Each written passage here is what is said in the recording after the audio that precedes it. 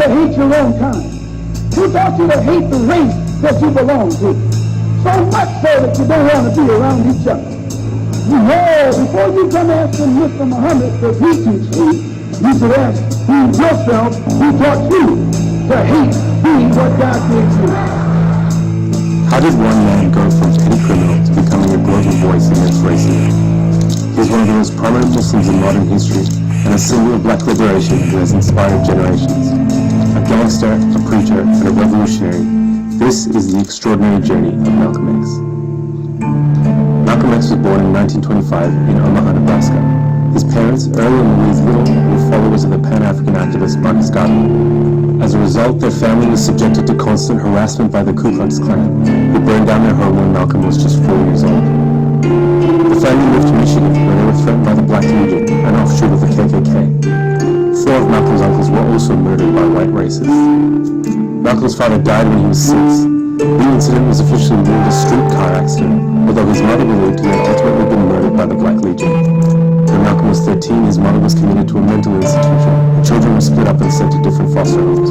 Malcolm was an excellent student, but dropped out of school after a white teacher told him it was unrealistic for a young black boy to have aspirations of being a lawyer. After a few years in Michigan and Boston, he moved to Harlem at the age of 18, where he was involved in gambling, robbery, drug dealing, and pimping.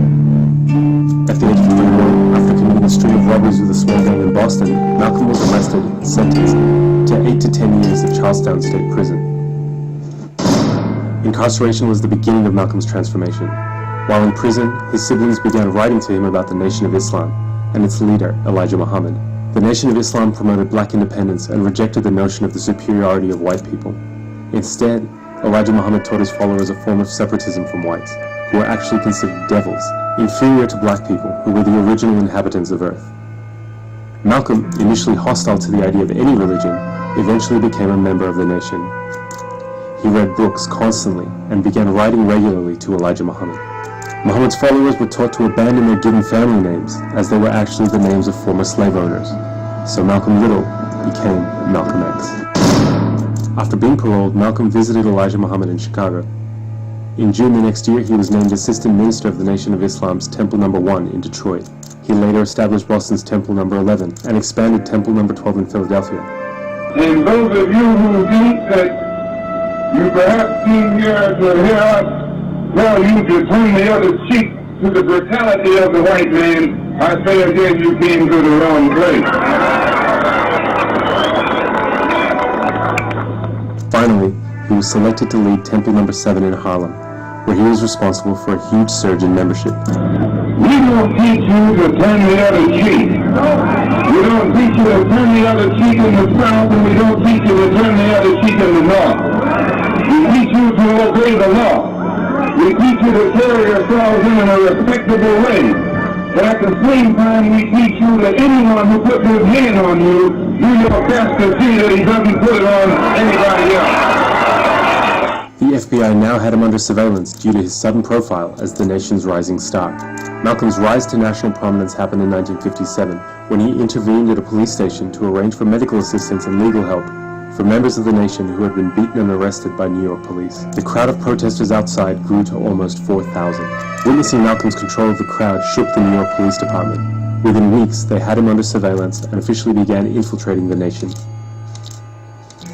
In 1958, Malcolm married his wife Betty, with whom he would have 6 daughters.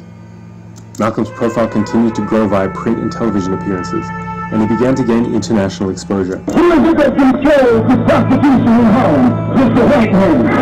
Who controls the large sale of whiskey and wine? Mr. White Man. Who can do the type of cars and the dice that you need to gamble with? Mr. White Man. And after you sell them to him, he takes you with him and puts you in jail for using them. He was deeply critical of the growing civil rights movement and its leaders, like Dr. Martin Luther King, who preached integration. That's what you mean by nonviolence. Be defenseless. Be defenseless in the face of one of the most cruel beasts that has ever taken the people into captivity. That's this American white man. 100 years ago, they used to put on a white sheet and use a bloodhound against Negroes. Today, they've taken off the white sheet and put on police uniforms. They've traded in the bloodhounds for police dogs, and they're still doing the same thing. And just as Uncle Tom, back during slavery, used to keep the Negroes from resisting the Bloodhound or resisting the Ku Klux Klan by teaching them to love their enemy or Luther King, except the 20th century or modern Uncle Tom or a religious Uncle Tom who is doing the same thing today. Malcolm's message was being heard louder than ever, but his relationship with the man who had transformed his life was about to fracture. Tensions were growing within the nation over the amount of attention Malcolm was receiving compared to his mentor, Elijah Muhammad. An unprovoked raid on a Nation of Islam mosque by police in Los Angeles led to one member being paralyzed and another being killed. No charges were laid against the police. The white man believes you when you go to him with that old sweet talk, because you've been sweet talking him ever since he brought you here. Stop sweet talking. Tell him how you feel. Tell him what kind of hell you've been catching, and let him know that if he's not ready to clean his house up, if he's not ready to clean his house up, he shouldn't have a house. He should catch on fire and burn down. Malcolm was reportedly stunned by Elijah Muhammad's refusal to allow any form of response or retaliation for the incident. The two also disagreed over Malcolm's desire to begin working with civil rights organizations, black politicians, and other religious organizations. Then, suddenly, Here's a bulletin from CBS News. 3 shots were fired at President Kennedy's motorcade in downtown Dallas. President Kennedy has been seriously wounded. Malcolm's response to the Kennedy assassination led to him being officially silenced for 90 days. Malcolm X, you were involved in the controversy some months ago with your leader. Is that what? Well, I've been silent for the past 90 days because of some statements I made concerning the President of the United States. Which you distorted. They were distorted, yes. What did you say, Malcolm? Well, I said the same thing that everybody says, that his assassination was the result of the climate of hate. But only I said the chickens came in the roof, which means the same thing. In March of 1964, Malcolm publicly announced his break from the Nation of Islam. He also expressed a desire to work with other civil rights leaders, saying that Elijah Muhammad had prevented him from doing so. Then came a bombshell. Well, in reality, I never even left the Muslim movement. They put me out. And they put me out because of what I knew.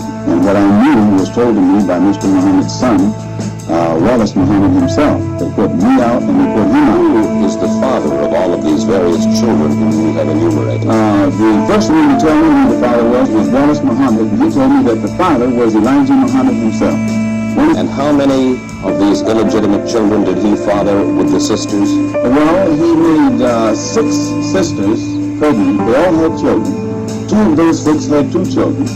I'm told that there is a 7th sister who is supposed to be in Mexico right now, and she's supposed to be having a child by him.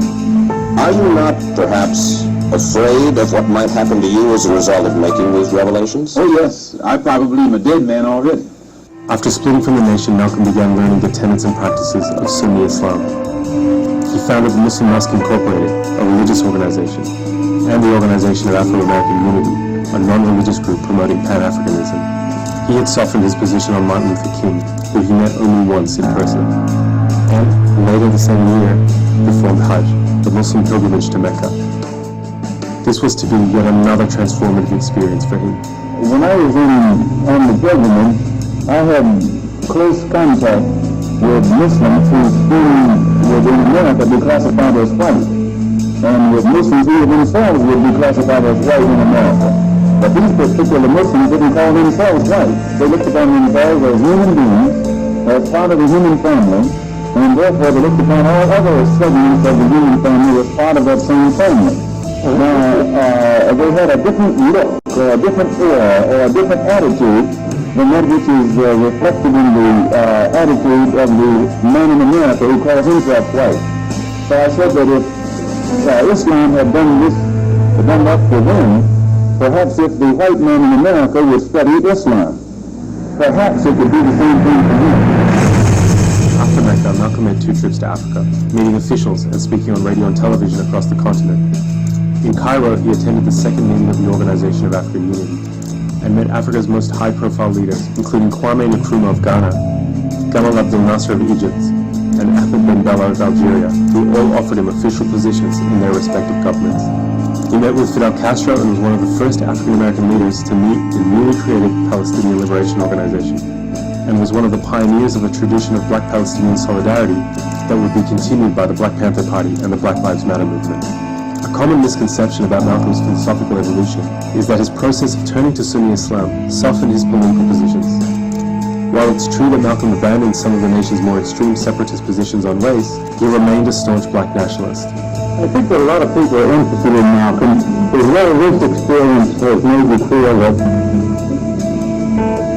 your feelings experience that the animosity has expressed in the past toward all sides, you're going to make clear.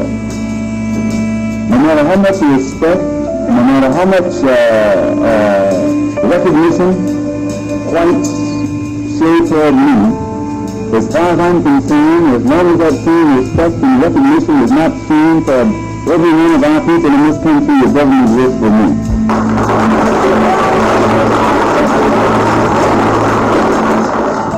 If anything, Malcolm's travel had led him to globalize his perspective, seeing black liberation as something beyond the United States, and as something that was intimately tied to struggles for independence across the Third World.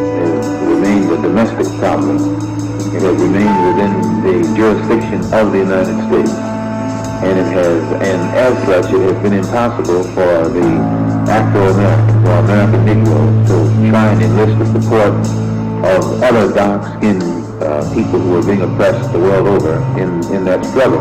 And the only way this can be done is by internationalizing the problem. If you take up arms, you'll end it. But if you sit around and wait for the one who's in power to make up his mind that he should end it, you'll be waiting a long time. And in my opinion, the young generation of whites, blacks, browns, whatever else there is, you're looking at a time of extremism, a time of revolution, a time when there's got to be a change. The Nation of Islam had not taken Malcolm's exit and public criticism of Elijah Muhammad's misconduct lightly. His family was repeatedly threatened, their car was bombed, and FBI surveillance records show that law enforcement was aware that elements within the nation were openly discussing his death. Then his house was burned down. On February 21st, 1965, Malcolm was addressing the Organization of Afro-American Unity in Manhattan's Audubon Ballroom. He was shot 21 times. 3 Nation of Islam members were tried and convicted of the murder, but questions remained. At the time of his death, Malcolm was under surveillance by both the NYPD and the FBI's COINTELPRO operation. For many, there is simply no doubt that one or both organizations had a hand in his assassination. Malcolm's legacy went on to be preserved in hip-hop, film, and literature. Most importantly, his own autobiography, which continues to be celebrated and was named one of the 10 most influential non-fiction books of the 20th century. His politics continue to inspire generations of activism against racism and imperialism worldwide.